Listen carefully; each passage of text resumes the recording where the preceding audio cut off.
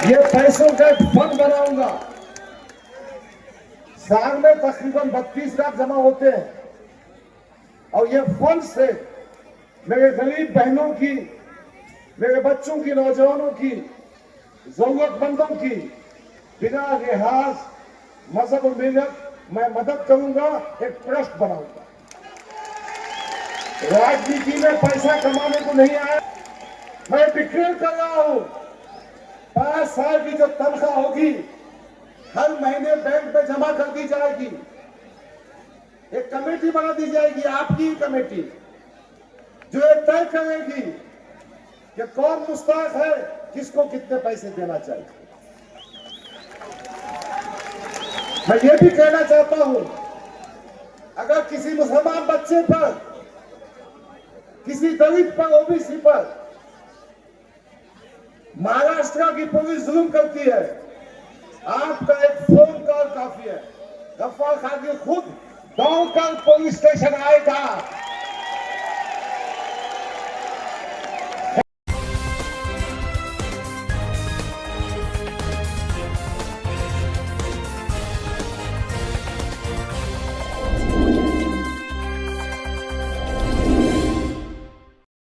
आपका एहसान बन गए। तो मैं कह रहा था कि अबू आसिम, जब महाविकास अघाड़ी की हुकूमत बनेगी, कैबिनेट मिनिस्टर वो के हल्फ लेगा और आपकी ताकत बनकर करेगा। अबू आसिम मुसलमानों की तो मदद करेगा ही, मेरे दलित बहनों को, मेरे दलित भाइयों को, मेरे ओबीसी भाइयों को बताना चाहता हूं, इंसाफ की जंग में अबू आसिम आपके साथ खड़े होगा। मेरे माओ बहनों, मेरी अम्बेडकरी जनता, मेरे ईमान को मानने वाले भाई, मैं ये कहना चाहता हूं कि लोगों के बहकावे मत आओ। देखिए 2019 से 2024 तक मैंने पूरे हल्के में 200 वोटर्स रजिस्ट्रेशन के कैंप मुनाकिद किए और आज ये ताकत पर मुझे अपनी कामयाबी का यकीन था, मगर मुझे बहुत दुख के साथ कहना पड़ता है, जिस सियासी पार्टी को मैंने जिंदगी के 10 साल दिए, उसके कौमी सदर को मुझसे बात करने के लिए 2 मिनट का टाइम नहीं था।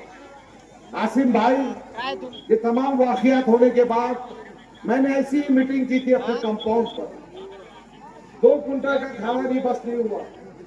ये सब साथियों ने कहा डॉक्टर साहब चुनाव लड़ना है, ये सब साथियों ने कहा हम तुम्हारा साथ देंगे, ये सब साथियों ने कहा आप कोई भी पार्टी का टिकट लाओ।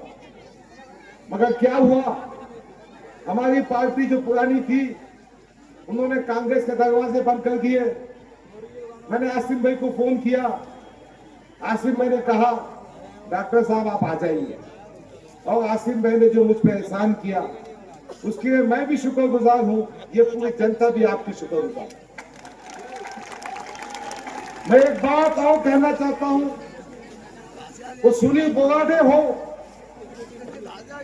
कि अवसर मताई हो कि भारत गायकवाड़ हो या वक्रे हो, ये मेरे गैर मुस्लिम दोस्त है, वो सुगम डोंगरे हो या घाटे हो, ये सब भाग कर मेरे पास आए, इन्होंने मेरी मदद करने का वादा किया। मैं शुक्रगुजार हूं करीम कुरैशी, हबीब कुरैशी, उनके तमाम साथियों का, जिन्होंने बहुत ताकत के साथ मेरा साथ देने का वादा किया और साथ दे रहे हैं। मैं जमीयत उल-अरब के उन नौजवानों का, खास तौर पर नासिर नादी चाऊश, खादी चाऊश, मूसा चाऊश, इनका शुक्रगुजार हूं। मैं जमीर खान साहब, माजी कॉर्पोरेटर, मैं हमारे दोस्त फराज खान, हमारे भाईजीपुर के इमरान भाई, मैं एमके मुस्तफा खान, मेरे साथी सोहेल जलील, मेरे तमाम जो साथी है, हमारे समीर चौश, गुड्डू भाई, हसन भाई, और सबसे वादा करता हूं कि गफ्फार कादरी वो आदमी नहीं जो फोन कॉल रिसीव नहीं करता। गफ्फार कादरी आपका फोन कॉल रिसीव करेगा। गफ्फार कादरी वो आदमी है जिसके दरवाजे खुले हैं। मैंने 5 चुन के आवाज एमएलए एमपी को देखा कि वो दरवाजा भी खुला नहीं रखते। मैं वो आदमी हूं जो आपके बीच में रहूंगा, बालकनी में से हाथ नहीं बताऊंगा भाई, बालकनी में से हाथ नहीं बताऊंगा। मुझे मेरे बच्चों को लंदन तालीम हासिल करने के भेजना नहीं है। बस एक बार ताकत से आप साथ दीजिए। समाजवादी पार्टी महाराष्ट्र में महाविकास पार्टी का हिस्सा है।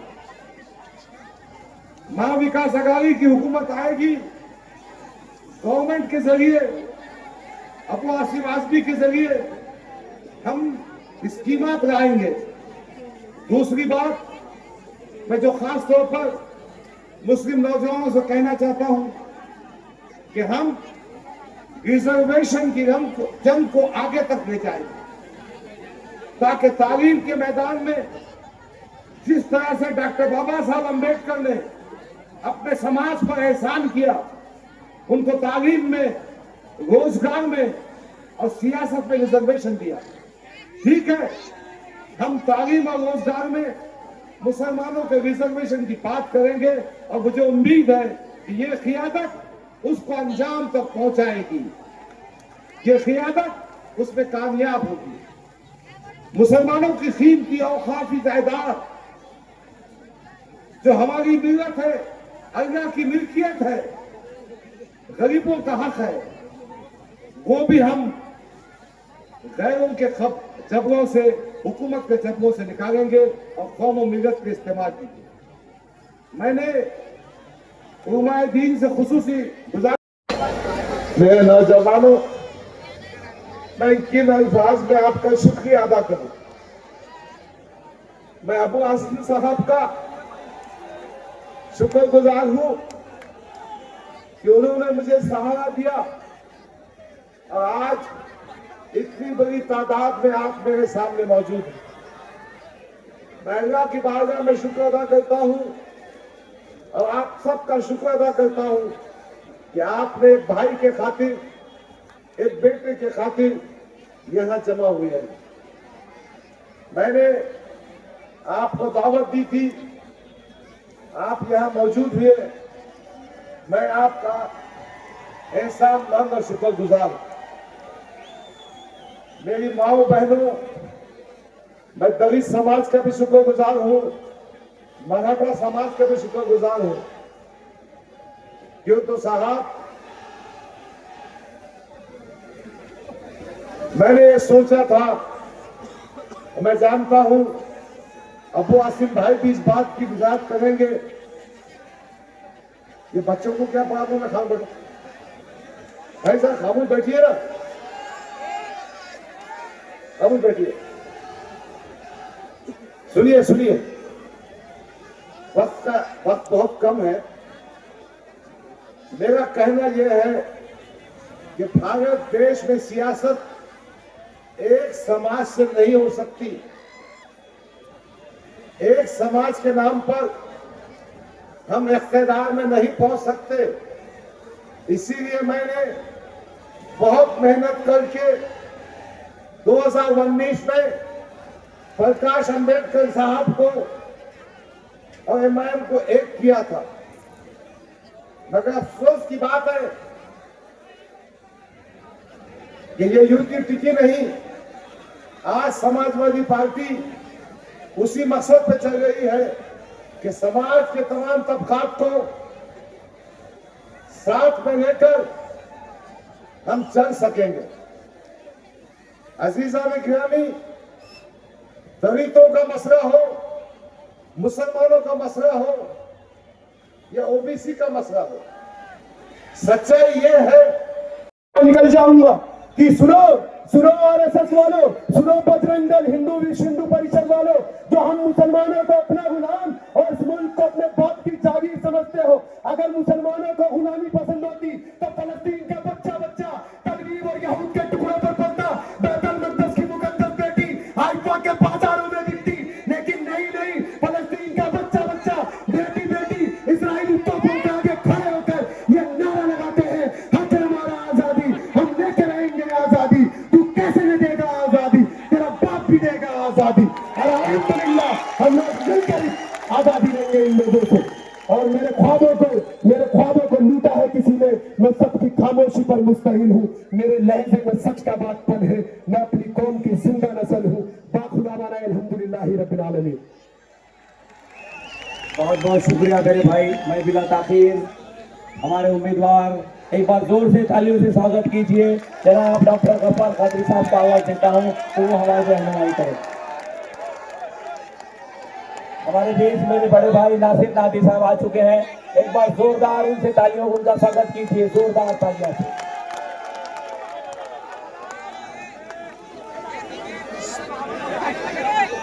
स्टेज पे तशरीफ फरमा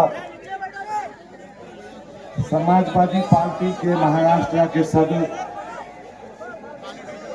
अबू आसिम आजमी साहब,